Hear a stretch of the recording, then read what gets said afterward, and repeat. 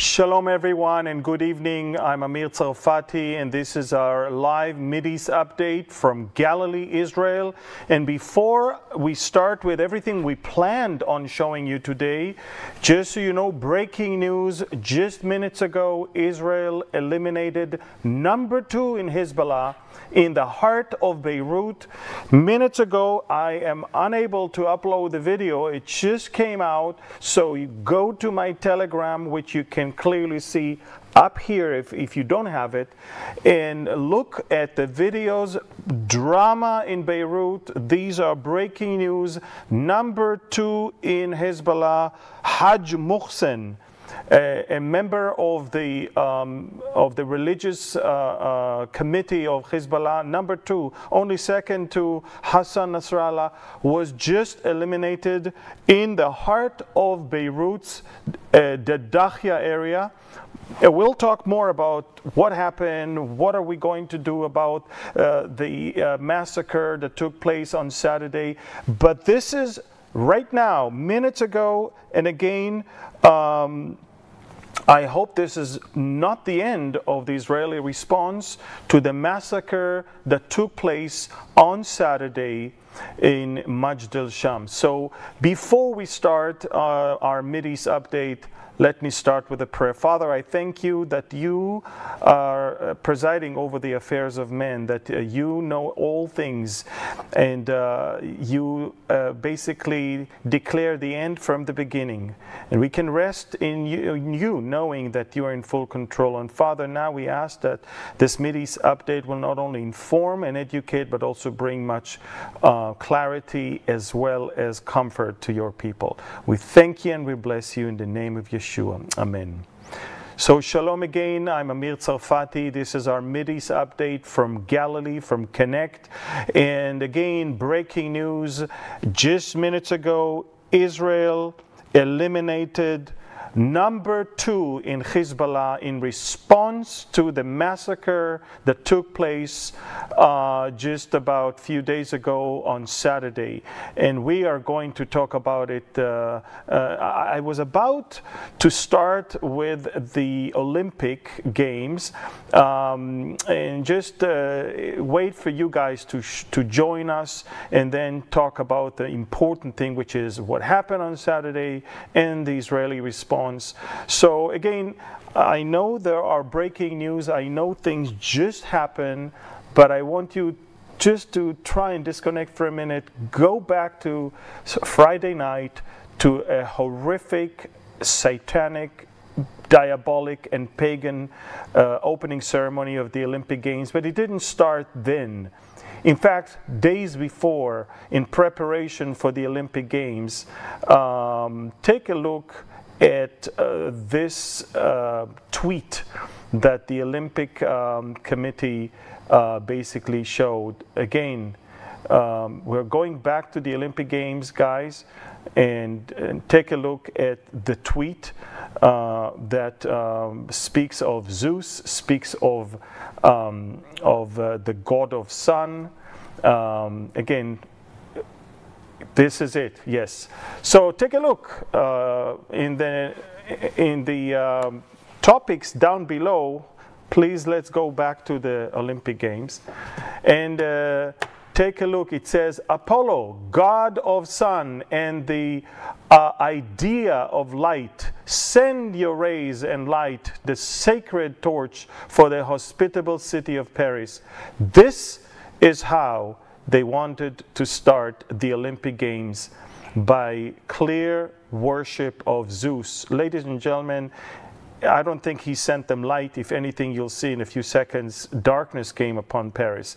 But then came the opening ceremony, and one thing after another from the Bible was mocked by a group of crazy, stupid, progressive liberals. Take a look. The pale horse of the book of Revelation is one thing they show. They mocked the Last Supper by a group of transvestites and an overweight lesbian that played as Jesus. Look at these sickening sights of men dressed like women appearing in a sexual way on stage. There were other things where literally, even parts of human genitals or men genitals were exposed on camera. This is Marie Antoinette. Even the golden calf had an appearance, or at least a golden head of a bull, as you can see over there next to the calf. But look, one thing after another. It was such an uproar that they had to even apologize. But Paris, the next night, experienced this one. Take a look at this one. Boom. Lights were off. Power outage all over Paris. It was completely dark. Only in the very, very distance you can see the Sacré-Cœur, the famous church on the Montmartre. That's the only place that had some lights on. A church had lights on. The rest of the city was actually in complete darkness. Of course, they said that it was an act of sabotage. I think it was very symbolic that the night after such a demonic and pagan ceremony, the lights were out in Paris.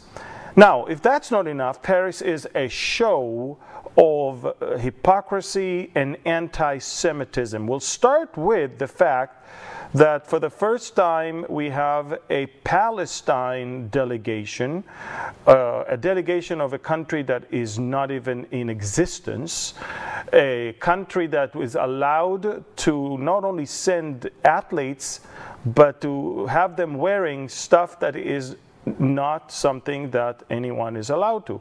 Look, they show weapons of the Israelis and rockets and missiles.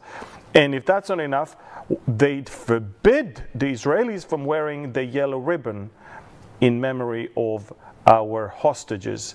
Now, if that's not enough, I just want you to know that of the 8 members of the Palestine delegation, only one literally qualified to the Olympics, and he was defeated upon the first fight, and the rest of them are not even people who were born in the West Bank or Gaza.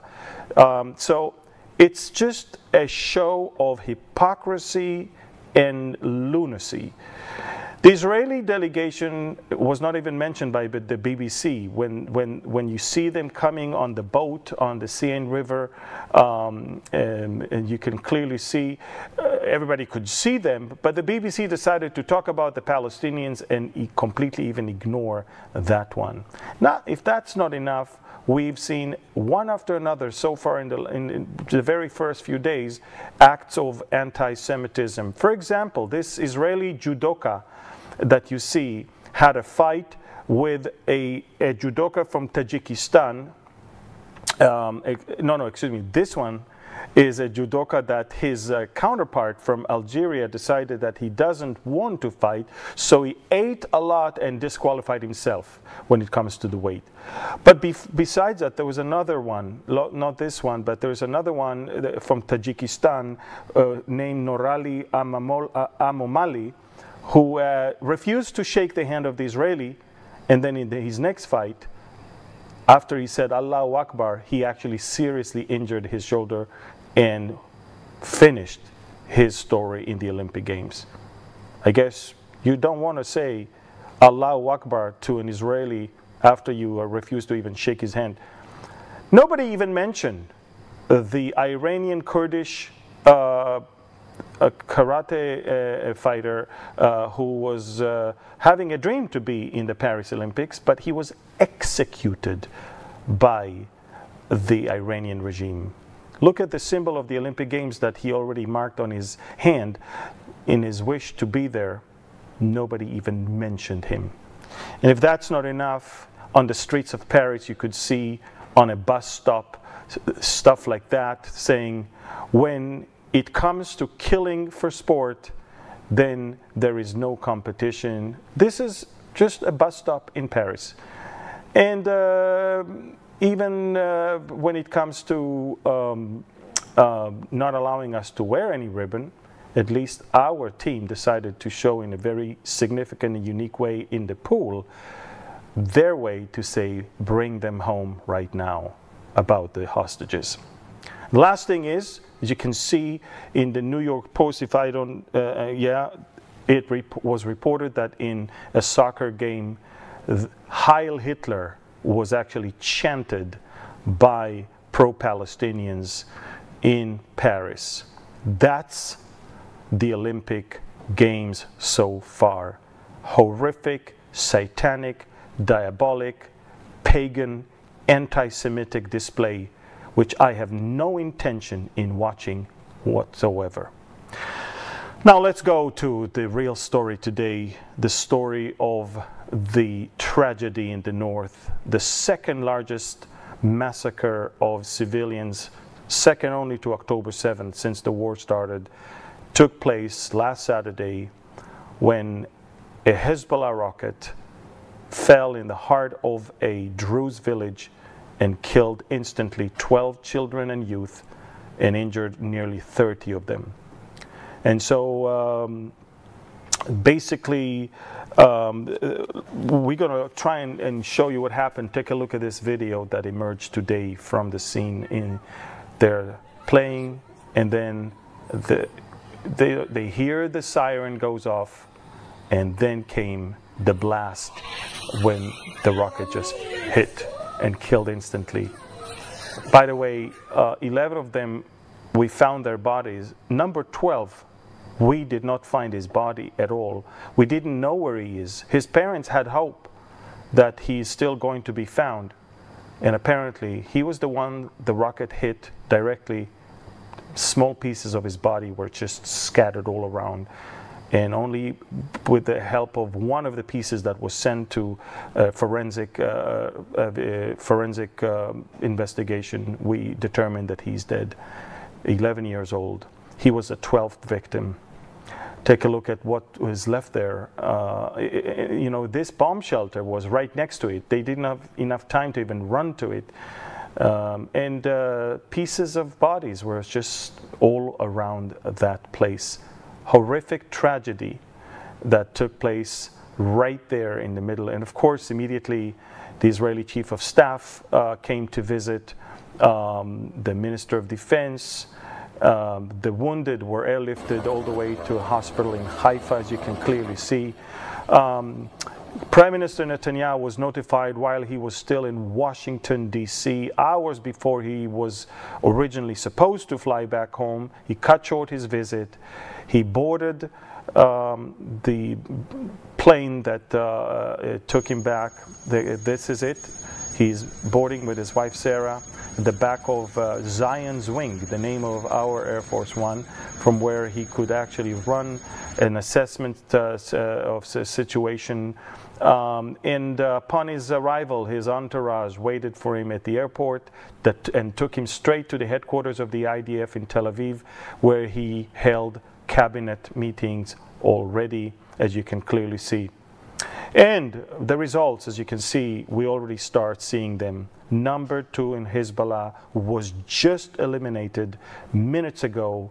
And again, I cannot show you footage because it just emerged, and you can find it on my Telegram channel. And if you want to know how you can get it, please, this QR code can take you there. By the way, we prepared for you something that I don't think any TV station or any channel has ever prepared. Let me explain what happened on Saturday. This is a 3D model of Mount Hermon and where this whole thing happened. Majd al-Shams is on the right, on the Israeli side. Shaba is the village on the Lebanese side. And a little truck showed up from the back. A launcher launched the Falak 1, Iranian-made rocket that has 50 kilograms of payload of explosive. And take a look, it was originally aiming towards an Israeli military camp, but they miscalculated and it actually landed on Majd al-Shams. Now, it's very interesting, folks, because look at what they reported in Al-Manar TV. We just launched a Falak 1 rocket towards the Israeli military base. They just forgot that they miscalculated, and that Falak 1, that heavy rocket that has a 10 kilometers range, landed in that playground. We found pieces of it that confirms exactly which type of rocket it is, and it matches the original report of Hezbollah that they did that. Now, originally they actually were very proud. Look, we launched it. And even followers and admirers of Hezbollah tweeted something like that: the largest operation by the Lebanese resistance since the beginning of the war, 14 dead and dozens injured. They were actually very, very, very excited. But then, when they realized that they hit a Druze village, the narrative changed instantly. And they say that the resistance rejects all claims of responsibility. And now, that's it. We didn't do it. They even claim that it was the Iron Dome that did that. But let me tell you, Israel never shot an Iron Dome. One of the things that happened then is that, one of the things that happened is that the terrain did not allow us to shoot an Iron Dome. Now the media, the scandalous media, the way they reported this whole story was unbelievable. I mean, take a look at what the BBC reported. The BBC says, Israeli strike on Gaza school kills 30. That's the day that they killed our children. And by the way, we did strike a school and we did kill 30, but it was all 30 terrorists hiding in the school. They didn't want you to know that one. But then when the New York Times reported, it says, rockets from Lebanon kills at least 12 in Israeli-controlled Golan Heights. What do you mean rocket kills? Who launched it? Why wouldn't you say Hezbollah rocket killed? The worst was the Washington Post. They deceived people because they put the funeral of the Israeli children, but they actually put an article, Israel hits targets in Lebanon. So when the reader looks at the photo and read the article, he thinks that the photo is of victims that Israel actually killed in the attacks on Lebanon. Unbelievable. If that's not enough, NBC, rocket attack on town in Israeli-controlled Golan Heights, kills 11. Who killed them? So, as you can see, unbelievable, unbelievable story. And again, I want you to show you once again the 3D map. Once again, if possible, take a look at what happened. Again, they launched a 10 miles range rocket that Iran is making, Falak 1, from the back of a truck towards an Israeli headquarters of the Mount Hermon Brigade. It's called Ma'ale Golani. They thought they are going to hit the Israeli base on the mountain, but they miscalculated and aimed it right below the mountain, and they hit the Druze village. They reported even that they launched that rocket. They just forgot that they may have wanted to hit Israeli soldiers, but they actually killed civilian children and youth. That's the story. And that's what you need to know. Israel vowed to respond, and I believe that what is going on right now in Beirut as we speak is just the beginning of a wider Israeli response that just started right now, and it will most likely go beyond that. Now, how will Israel respond? You have to remember Hezbollah is basically controlling 3 main areas in, we prepared a map for you to see where Hezbollah is in Lebanon. Take a look at this. It has southern Lebanon, of course, number 1. It has the Bekaa Valley, number 2 in the northeast, and it has Beirut, number 3. Right now, as we speak, number 3 was hit. We intend to hit number 2 and number 1. Number 1 we hit every day. Number 2 is going to get hit as well. But it's not an all-out war for us, because an all-out war for us is when our troops and tanks will roll into southern Lebanon and take over and push everybody beyond the Litani River. Right now, what we have is air strikes that are targeting senior members of Hezbollah. And what we did so far, we destroyed some of the air defense systems, so we can clear the area for our air campaign that must have started already. Again, we're talking about a major blast. We're talking about Haj Muhsin. He's the head of the project for a weapon on rockets precision. We know that the Americans even put $5 million bounty on his head because he was the one in charge of the killing of 200 Marines in Beirut in the 1980s, of course. Again, we're talking about the Dahya in Beirut.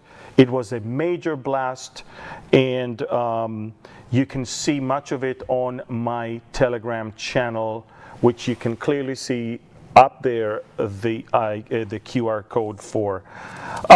Speaking of the Israeli response, again, we will hit Hezbollah-related areas, of course, and a new player has emerged to threaten Israel if we invade into Lebanon, and that is Erdogan.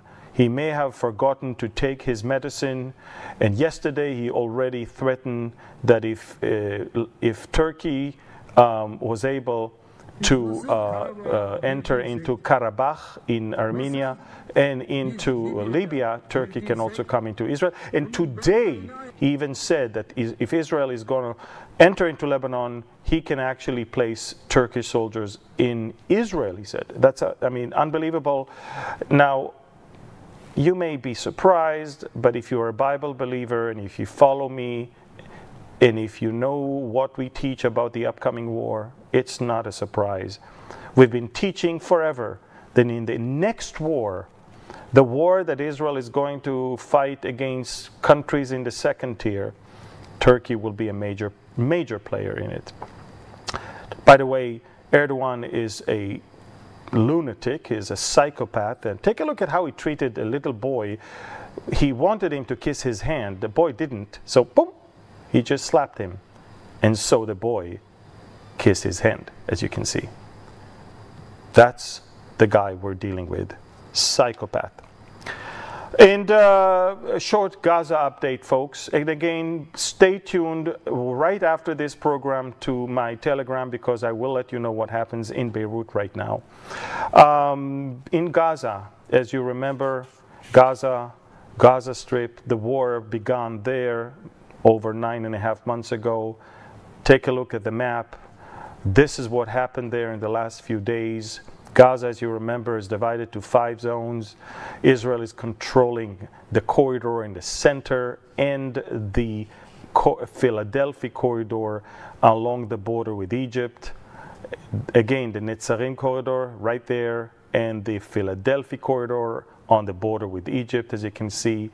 And in the last few days, Israel launched a campaign conducted by 3 divisions, divisions 252, 98, and 162, and we are basically pushing Hamas further and further and further towards the Mediterranean and making the humanitarian zone smaller and smaller, and that allows us to expose more tunnels, more people, more weapons, kill more terrorists, and even retrieve more bodies that could be of our own hostages as well. So this is it, folks. That as far as Gaza, we are wrapping up things in Gaza, moving some of the maneuvering divisions from that area to prepare for war in the north. There is no doubt no doubt, folks, that the elimination a few minutes ago of number 2 in Hezbollah, the elimination is going to drag us into something much wider right now. And again, I am right now posting more of the picture of the eliminated and who he was. And folks, a very long night is ahead of me, ahead of my team, ahead of my family, ahead of my country. And you know, I thank God I managed. Look, I didn't sleep last night as well. I managed to catch a power nap a few hours ago here on the sofa in my office, and that's going to keep me up for a while. Before we finish, elections in Venezuela, Maduro, as always, declared victory, although he lost the elections. Take a look at what happened. The same thing that happened in the Georgia elections, the same thing that happened also in the 2020 elections.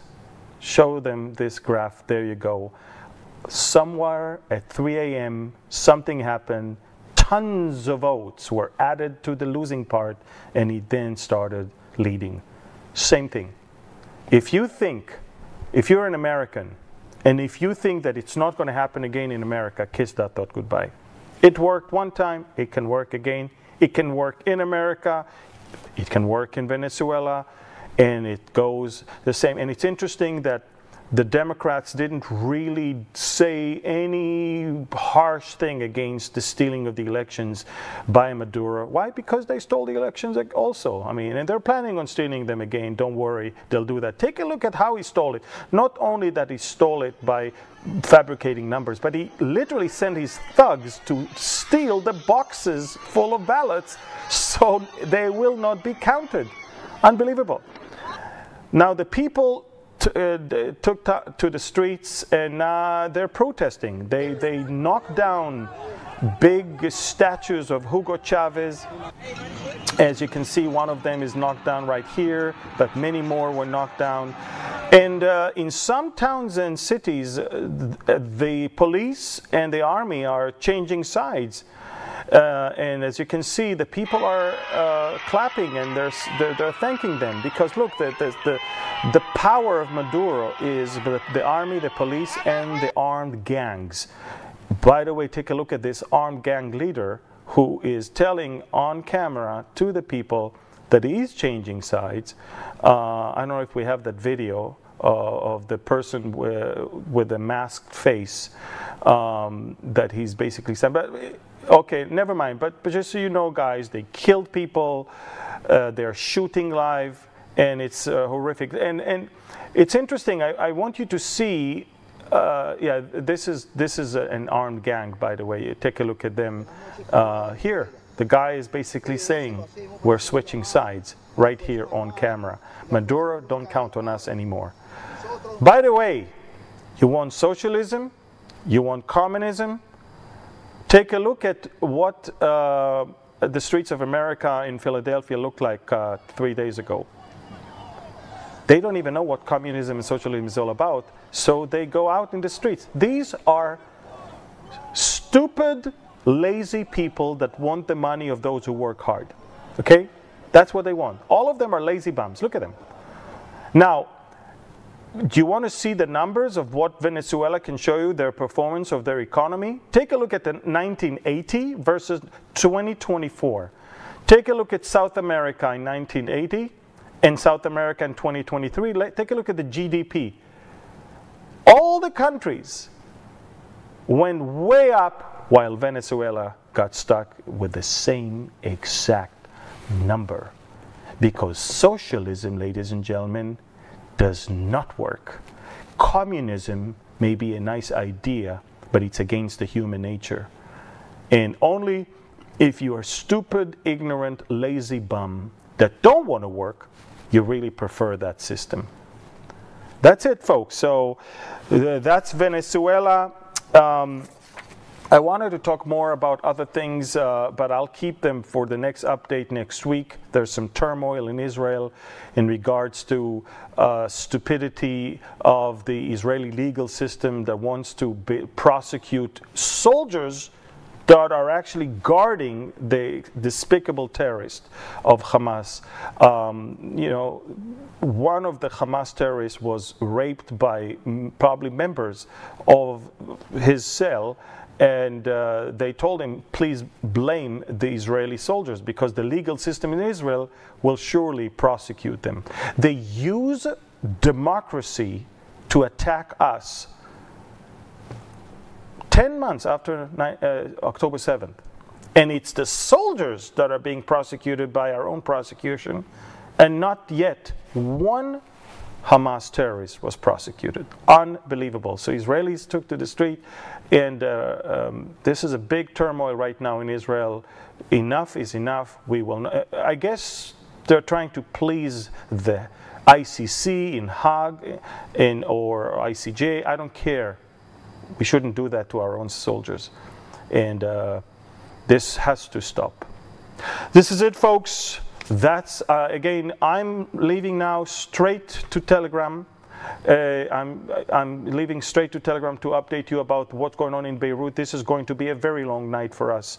We're expecting retaliation that will, of course, cause us to enlarge our response. This is maybe the beginning of a much greater war. But again, we trust the Lord. Remember one thing, folks, and I said that to one of my team members this morning. There's no need for anxiety or fear. Because if you look at the end of the book, we're still there. They're not. So our God wins, the keeper of Israel. We have a God. We have a keeper. We have someone who is there for us. They don't. So we must keep our faith. We must stay strong. We must stay upright. And we must remember that it is the Lord who can bless us and keep us. And let me finish with the Aaronic blessing upon you.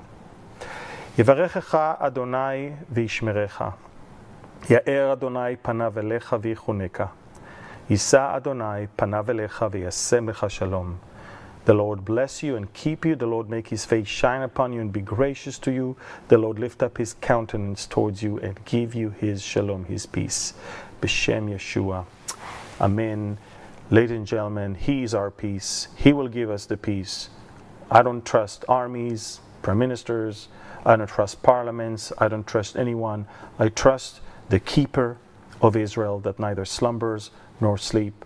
I'm going home now. Take care of my family. It's going to be a long night for us.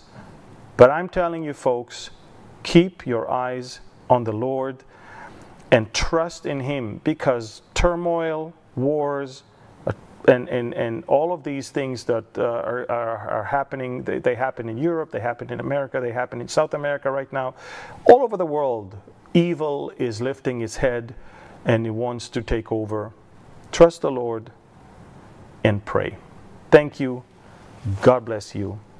And shalom from Galilee, from Israel. Follow me on Telegram and follow us also on social media, Instagram, Facebook, Twitter, X, and also on, I think that's it. YouTube, excuse me, YouTube as well. Thank you, God bless you, and shalom.